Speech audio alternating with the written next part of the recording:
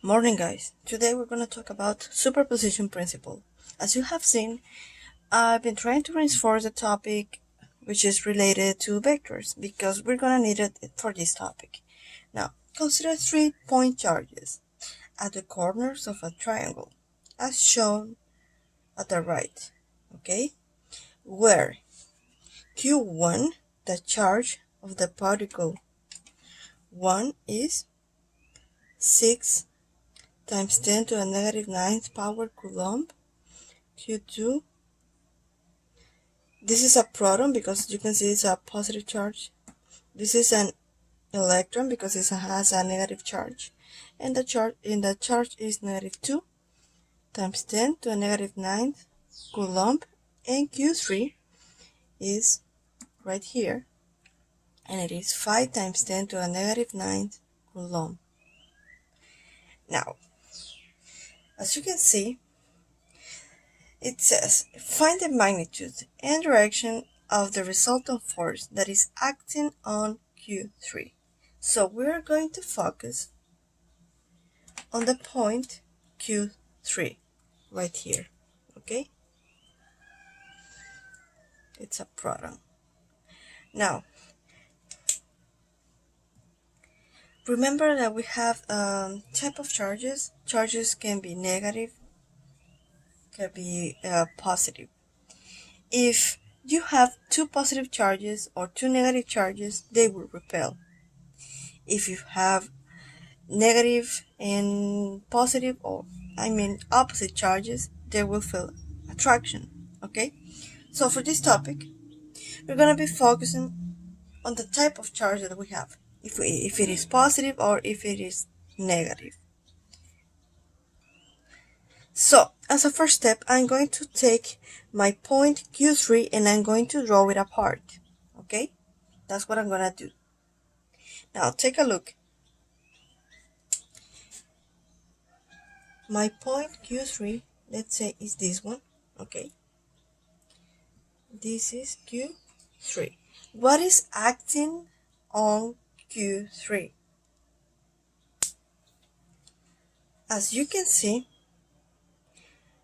I have positive here and negative charge here. That means that we're going to have an attraction force. How does attraction force work? Take a look. As it is attraction, these two particles want to be together. So this is what is going on there.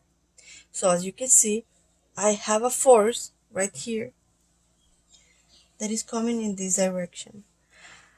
What force is that? Is the force that occurs between the two charges, charge 3 and charge 2. So that's why it is called force 3, 2. We don't know it, but it's there. Now, what happens here in between Q1 and Q3?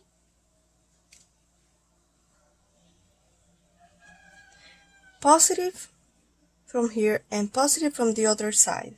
That means both repulsion. So, how can we represent repulsion forces?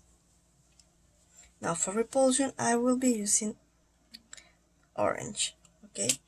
So, this represents attraction, okay? So repulsion, that means that these two particles won't be together. They want to be apart. So that means that this particle wants to travel in this direction. And this other particle wants to travel in this other direction, okay? That means that I have a force that is acting in this direction. What is this force? The force that occurs between Q3 and Q1. So we can call this force F3, 1. Now this force, as you can see, it has an angle. It's not a straight line, okay? So we need to include the angle. The angle here is, as you can see, 37 degrees. So this is what we have, okay? Nothing more. But we need to consider that there are some distances that are here that are going to help us in order to get the forces. I have 4 and I have 5 meters as a distance, and I'm going to take all this information in order to calculate the electric forces by using Coulomb's law. Now take a look. Nothing more is given. Okay, nothing more is given. So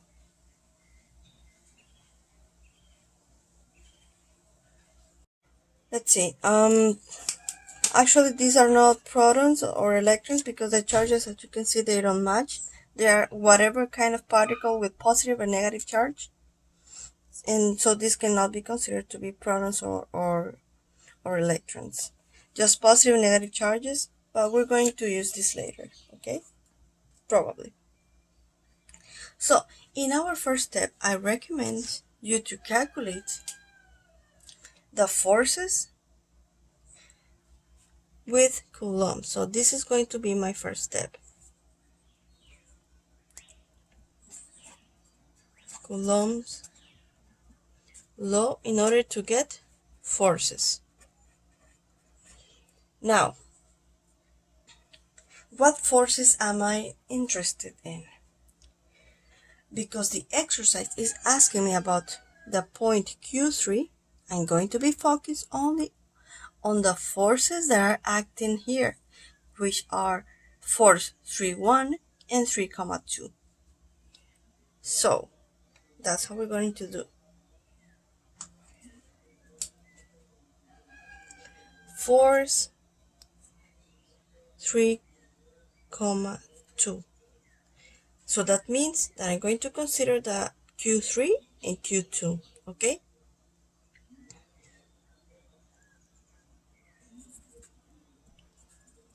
These two.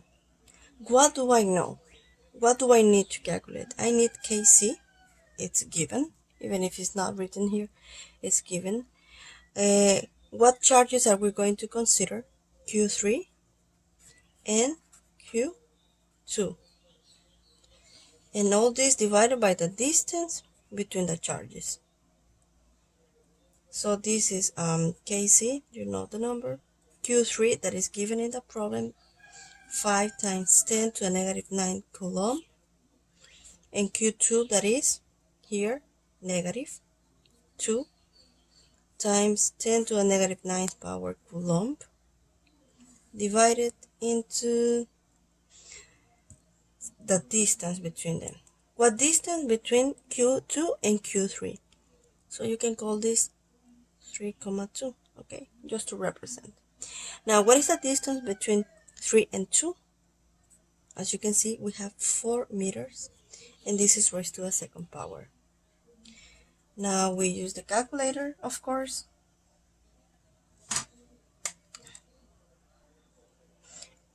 8.9875 exponential 9 times 5 exponential negative 9 times negative 2 exponential negative 9 divided by 4 raised to the second power. Now this gives me, let's see,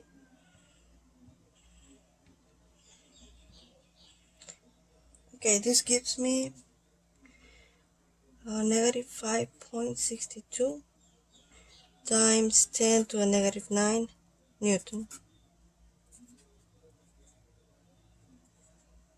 Now take a look here. I'm not going to consider the symbol because of a reason, okay? As we're talking about vectors, we're going to consider the symbol when we are here, okay? Like this one, for example, is negative for x. This one, for example, will be positive for x and positive for y. So my force 3,2 in Q3, for me, it's going to be, yes, in this case, negative because it's going to the left. Now, let's see. now I'm going to get f3, 1 with the same formula, kc. But now I'm going to consider these 2 points, 3 and 1, okay? 3, 1, 1 and 3. So kc, q1, q3 divided by the distance between them, between 3 and 1. And this is raised to the second power.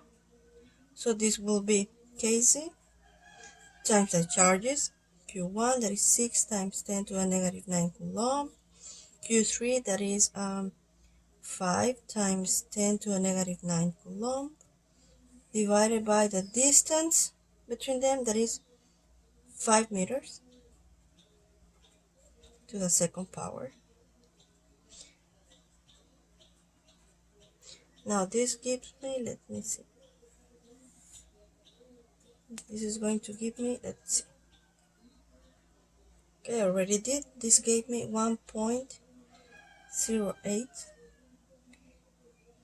rounded times 10 to the negative 8 power Newton. Okay, so having this, now I'm going to take another page to continue with the procedure.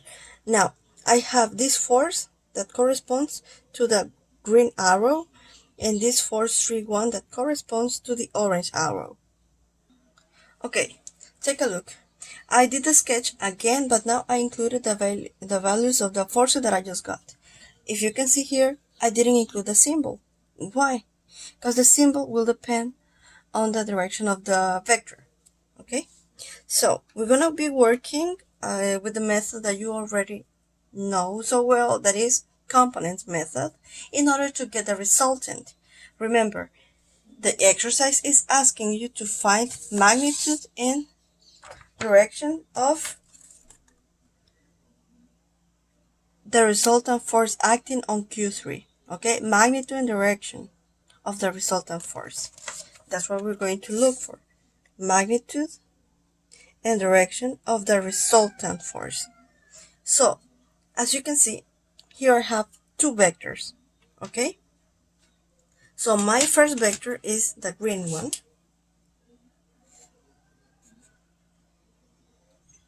And you already know that this is 5.62 times 10 to the negative 9 Newton. And I have another vector. Okay? And this vector, as you can see, is 37 degrees. It has components. Well, this one also has components. This vector has a magnitude of 1.08 times 10 to the negative 8 Newton. Okay? Now, what we're going to be doing is we're going to get the components, of course. So we have in x, my component in x, my vector is going to the left. Remember that in x, this is positive and this is negative. Because my vector is going to the left, this is going to be my vector entirely because it's totally horizontal. So that means that it has an angle of 180 degrees. And cosine of 180 gives you negative 1. And negative 1 times this number gives you negative 5.62 times 10 to the negative 9 Newton. Y component, my vector doesn't have y component, so it's going to be 0 Newton. Now, for my second vector here, it does have a component in x, but also in y. Take a look, I can complete a triangle. So in x, it's going, as you can see, to the right. So in x, it's going to be positive. And in y, as you can see, it's going also upward. So in y, it's going to be positive. Now, how are we gonna know this? Okay, my x component is touching the angle, so it's gonna be using cosine. So we're gonna have our force cosine of the angle. In y, because as you can see, my y is in front of my angle. If it's in front, it's sine. Now, both are going to be positive, so let's get this. This is going to be, okay, times cosine of 37. I get 8.63 rounded times 10 to the negative 9 Newton, and my component in y is the same,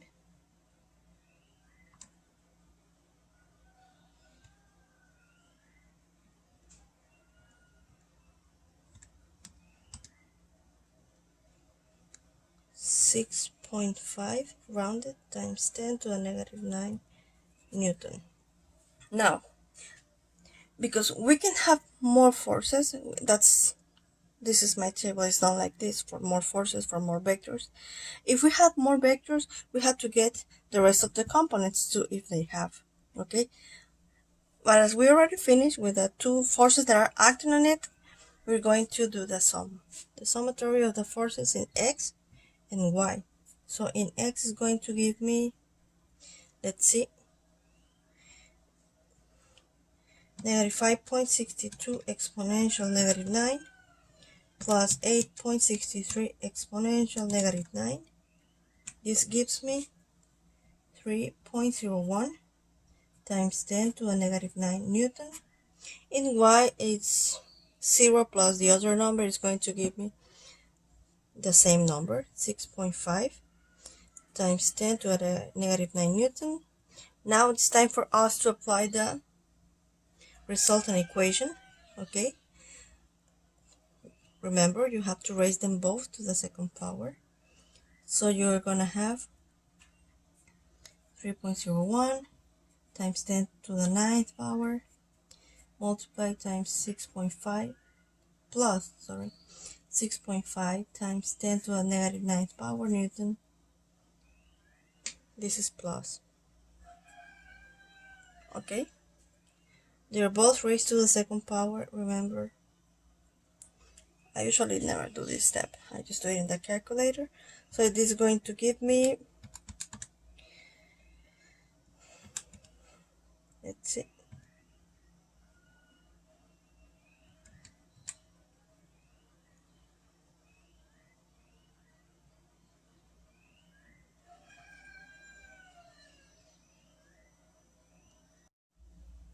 sorry, I had a mistake. Here the exponent is negative. Both of them are negative. So doing this in the calculator gives me 3.01 exponential negative 9 raised to the second power plus 6.5 exponential negative 9 raised to the second power.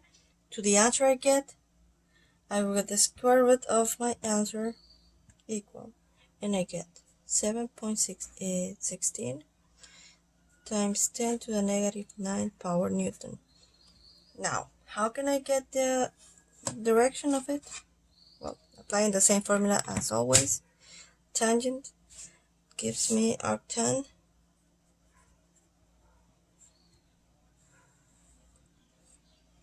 so this will be y over x, remember, y over x, so this is 6.5 times 10 to the negative 9 Newton, power Newton, and this is 3.01 times 10 to the negative 9 power Newton. Here the newtons and newtons are going to be cancelled, okay? So let's see. Arctan of 6.5 exponential negative 9 divided by 3.01 exponential negative 9, close parentheses.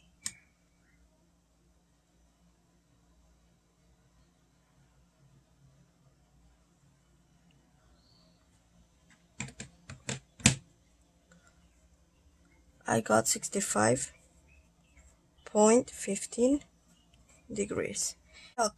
Now take a look. If I want to sketch the resultant, will be something very easy. What I usually do as a first step is I draw a Cartesian plane. Okay, so let's imagine this is your notebook, and I draw a Cartesian plane.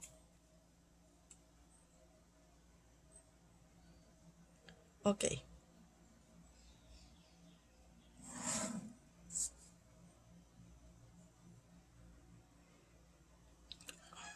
Now, here it says that my x is 3 Newton. So I can use 3 squares, okay? And y is 6.5. So that's what I'm gonna do. I'm gonna take 6 squares to the right because it's positive, and 6.5 upward. So, and if you think it's just too little, you can double it. Now, if you don't have a rule notebook like this, you can use centimeters instead. Okay. Now let's see. So 3 to the right, up to here, on the origin, and 6.5 in the other direction. And I'm going to do it in red. So this is 6.5 up to here,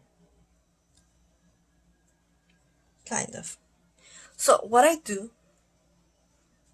is I do a parallel line, but this time I'm gonna do it like a dash line, okay, with the same magnitude.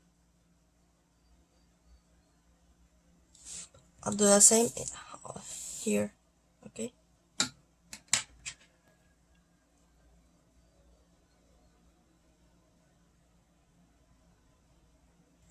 Now, what is going to be my resultant? My resultant will come from my origin, which is here, to my opposite corner, that is right there.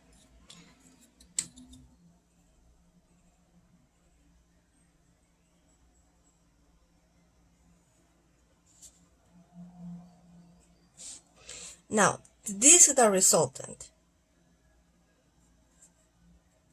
That is 7.16 times 10 to the negative 9 Newton, 9 power Newton, and my angle, as you can see, it's positive. My angle is 65.15 degrees. Now, what happens if you join these two corners? The angle, it's going to be different, okay? It's gonna give you negative. Now, this one is a lot more accurate, as you can see. So if you complete the square or the rectangle, there's no way that your sketch is going to be wrong, okay? So remember, x component, y component, do parallel dash lines, and then join the origin with the opposite corner, and that's it. That's your resultant, and the angle, there's no loss on that. So thank you guys for watching. I hope you had understood. Bye.